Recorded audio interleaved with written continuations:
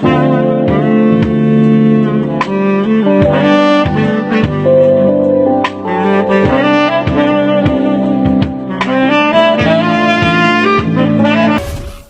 friends, you are welcome to Anchor Network, where you get updated news of things happening around you. If this is your first time of visiting this channel, I would like and encourage you to subscribe so that you get updated news as soon as we publish them. Governor Abdullahi Ganduje of Kano State reportedly offered Emir Sanusi three options. The governor had on Wednesday, May 8, approved the creation of new emirates in the state. Sanusi was said to have been told by Ganduje to resign from his position or be sacked by his government.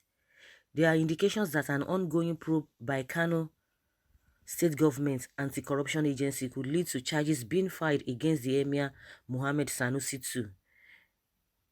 Daily Trust reports that Sanusi's status as the only first-class emir in the state was whittled when the state government broke the emirates, carving out 4 new emirates and appointing first-class emirs to rule them. Legit.ng gathered that the exercise, which lasted only 2 days, fueled speculations that the government was going after the emir over his rumored support for the opposition during the recently concluded governorship election. The fresh investigation by Kano State Public Complaints and Anti-Corruption Commission, as well as the bid to appoint new first-class emirs by the State Assembly, kick-started almost simultaneously last week. According to the newspaper, the source in the commission, who craved for anonymity on Saturday, May 11, said that the ongoing probe on by the commission was targeting the emir, noting that it will reach to a point where the commission will transfer the case to court for the emir to defend himself. After her findings, whoever is found wanting in misappropriating the public funds will be dragged before the court. It also stated that a government source disclosed that Emir Sanusi, after sensing trouble at the turn of events between the state government and the palace lately, sent business tycoon Alhaji Aliko Dangote to beg the governor to have a change of mind. I can confidently tell you that when the probe was renewed and the move for creation of 4 new emirates in the state started, the emir sent the renowned business mogul Alhaji Aliko Dangote to Ganduje to plead with him to stop the 2 moves.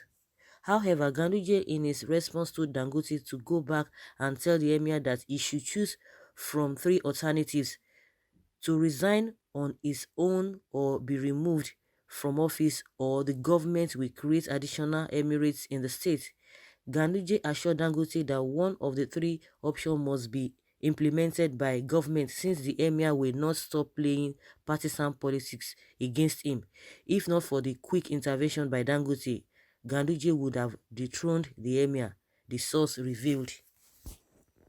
However, the source added that even though the governor has spared the emir being removed from office, there is likelihood that after the turbaning ceremony of the 4 new emirs, Ganduje will transfer the emir to another emirate and replace him with one of the newly appointed emirs.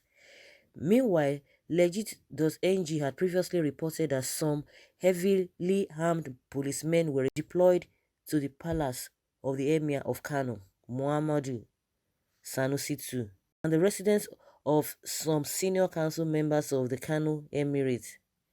There's something I'm not really getting. This position of emir and all of that, is it really political, or is it traditional, or something like that is hereditary, that maybe from one family to another, from one set of people to another? But now that a governor has the power to reshuffle the cabinet, traditionally, that is what is really baffling.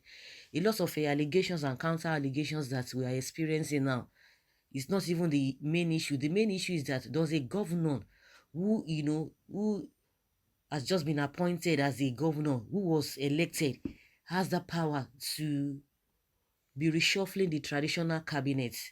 I thought the emir of a thing, the kingship, is a kind of hereditary, from, it's being transferred from one family to the other.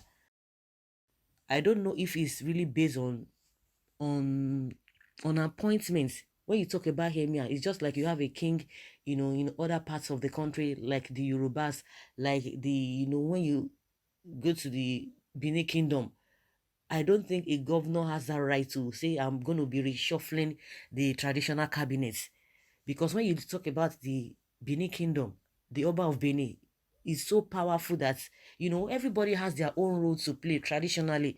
But when it comes to a governor that is just going to spend 4 years, at most 8 years, compared to a king that is going to be there forever, maybe until after his death.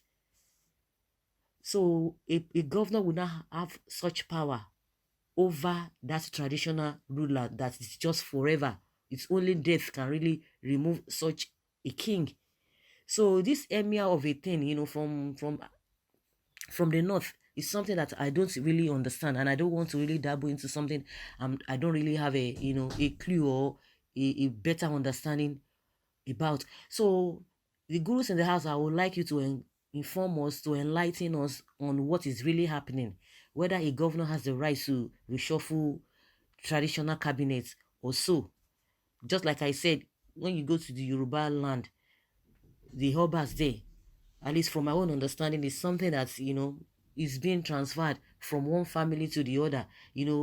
A tradition investigation will be done, consulting oracles and all of that. If there's going to be a change of that kingship from one family to the other, oracle has to be consulted, and it has to say, okay, this is the next people, or that the oracle has really chosen to be the next king. But in the case of this emirs in the north, it's really baffling. It's something that is really surprising. So just like I said, if you have a better understanding concerning this thing, we would like you to put your comments down in the comment section so that everybody will be able to learn from that. Thank you very much for listening again. Bye.